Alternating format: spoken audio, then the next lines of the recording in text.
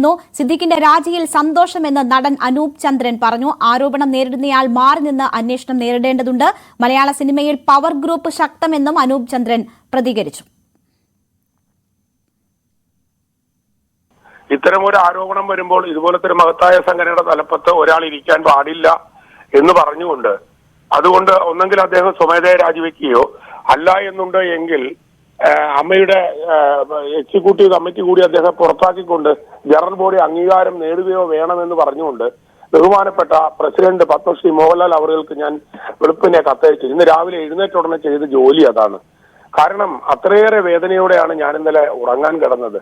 ഒരു പെൺകുട്ടി ഇത്രയേറെ വേദന അനുഭവിച്ചു എന്ന് ഇത്രയേറെ വേദനയോടെ പറയുന്ന ആ കുട്ടിയുടെ ബോഡി ലാംഗ്വേജിലും ആ ഡയലോഗ് റെൻഡറിങ്ങിലും ആ കുട്ടി അനുഭവിച്ച അന്നത്തെ ആ ഭീകരത റീക്രിയേറ്റ് ചെയ്യപ്പെട്ടിരുന്നു. അപ്പൊ അങ്ങനെ ഒരു ആരോപിതനായ ഒരു മനുഷ്യൻ ഈ സ്ഥാനത്ത് ഇരിക്കാൻ പാടില്ല എന്ന് ഇതിനകത്തെ ഒരു ഉത്തമ ഒരു പൗരൻ എന്ന നിലയിൽ നമുക്ക് ഇത് ആവശ്യപ്പെടാനുള്ള റൈറ്റ് ഉണ്ട്. അതുകൊണ്ടാണ് ഞാൻ ആവശ്യപ്പെട്ടത്. ഞാൻ ഇതിനകത്ത് ഒരു ആൾക്കാരെ അഭിനന്ദിക്കാൻ ആഗ്രഹിക്കുന്നു. അത് ഇതിനകത്തെ കുറച്ച് സഹോദരിമാര് അവരനുഭവിക്കുന്ന പ്രശ്നങ്ങള് ഇവിടെ അവതരിപ്പിച്ചു.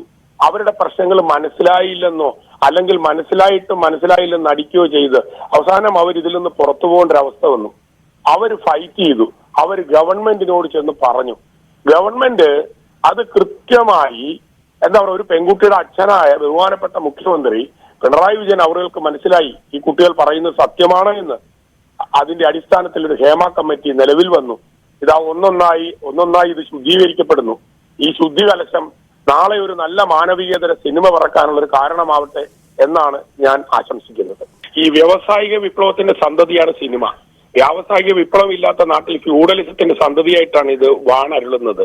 അപ്പൊ ഫ്യൂഡലിസത്തിന്റെ ഏറ്റവും പ്രധാനപ്പെട്ട സവിശേഷതയാണ് ഓച്ചാനിച്ച് നിൽക്കുക, പഞ്ചപുച്ഛ വടക്കി നിൽക്കുക, തിരുവായ്ക്ക് എതിർവ പറയാതിരിക്കുക. അതൊക്കെ ഈ സിനിമയിലും വളരെ പണ്ട് മുതലേ ഈ സാധനത്തിനകത്ത് കണ്ടുകൊണ്ടിരുന്ന ഒരു കാര്യമാണ്. പക്ഷെ എന്തായാലും കാലം മാറി വരുന്നു. പുതിയ മാധ്യമങ്ങളും പുതിയ അഭിപ്രായങ്ങളും ഒക്കെ രൂപപ്പെട്ടു വരുന്ന ഈ ഒരു സാഹചര്യത്തിൽ ആ പഴയ ആ ഒരു സിസ്റ്റം ഉപേക്ഷിക്കേണ്ട സമയം ഏറെക്കുറെ കഴിഞ്ഞു എന്ന് തന്നെയാണ് ഇവരെ ബോധ്യപ്പെടുത്താൻ ആഗ്രഹിക്കുന്നത്. എനിവേ വളരെ സന്തോഷമായിട്ടുണ്ട്.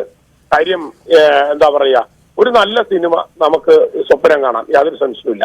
ഒരു പക്ഷേ അദ്ദേഹം രാജിവെക്കാതിരുന്നതിന്റെ അദ്ദേഹത്തിനുണ്ടായ ബുദ്ധിമുട്ടുകള് ഇദ്ദേഹം മനസ്സിലാക്കിയത് കൊണ്ടാവാം ഇദ്ദേഹം പെട്ടെന്ന് രാജിവെച്ചതെന്ന് എനിക്ക് തോന്നുന്നു. ഇതിനകത്ത് പവർ ഗ്രൂപ്പ് എന്ന് പറയുന്ന ഒരു ഗ്രൂപ്പ് ഇല്ലാതെ ഒരു ഇന്ത്യൻ സിനിമയിലെ സ്മിത പാട്ടീല്, ശബാന ആസ്മി, അതുപോലെ നമ്മുടെ പ്രിയങ്കരിയായ ലളിത ചേച്ചി, ഉർവശി ചേച്ചി, ഇവർക്കൊക്കെ ശേഷം തൊട്ട് ഇന്ത്യൻ സിനിമയിൽ നമ്മുടെ മലയാളത്തിന് കിട്ടിയ അമൂല്യ നിധിയല്ലായിരുന്ന പാർവതി തെരുവോത്ത്.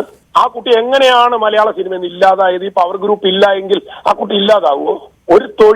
ഒരാളുടെ തൊഴിൽ നിഷേധിക്കാൻ ആർക്കും അവകാശമില്ല. അങ്ങനെ കൃത്യമായിട്ടൊരു കോമ്പറ്റീഷൻ ലോ എന്ന് പറയുന്ന ഒരു ലോ ഉള്ള നാടാണ് ഇന്ത്യ മഹാരാജ്യം. അതുകൊണ്ട് കൃത്യമായി ഇതുപോലത്തെ ഒതുക്കലുകളെ ഭയന്നും, അരിപ്രശ്നമാണല്ലോ പ്രധാന പ്രശ്നം. അതുകൊണ്ട് ഈ ഒതുക്കലുകളെ ഭയന്നും ഇതിനെ കൊണ്ടുമൊക്കെ കുറെ കാലം ഇങ്ങനെ സഹിച്ച് അടിച്ചമർത്തി പോകുമായിരുന്നു. അടിച്ചമർത്തി പോകുന്ന മനസ്സിൽ ഒരിക്കൽ ബ്ലാസ്റ്റ് ചെയ്യും. ആ ബ്ലാസ്റ്റ് ചെയ്യുമ്പോൾ അതിനകത്തുനിന്ന് എല്ലാം വെളിയിൽ വരും. ആ വെളിയിൽ വരുമ്പോൾ ഒരുപക്ഷെ എല്ലാം ചാമ്പലായി പോകാനുള്ള സാധ്യതയുമുണ്ട്. ആ സാധ്യതയാണ് ഇപ്പോൾ നമ്മളിവിടെ കണ്ടുകൊണ്ടിരിക്കുന്നത്. ഒരു പെൺകുട്ടി ഞാൻ അപമാനിക്കപ്പെട്ടു എന്ന് പൊതു സമൂഹത്തോട് വിളിച്ചു പറഞ്ഞ് ഒരു വെള്ളപ്പേപ്പറിൽ എഴുതി തൃക്കാക്കര പോലീസിന് കൊടുത്തതിന്റെ അടിസ്ഥാനത്തിലല്ലേ മാധ്യമവും ഇവിടുത്തെ മുഴുവൻ മലയാളികളും അതുപോലെ തന്നെ ഭരണകൂടം ഒറ്റക്കെട്ടായി നിന്നതുകൊണ്ടല്ലേ കുറ്റാരോപിതൻ 85 ദിവസം 90 ദിവസം ജയിലിൽ കിടന്നത്? മലയാളം അതാണ്, മലയാളി അതാണ്.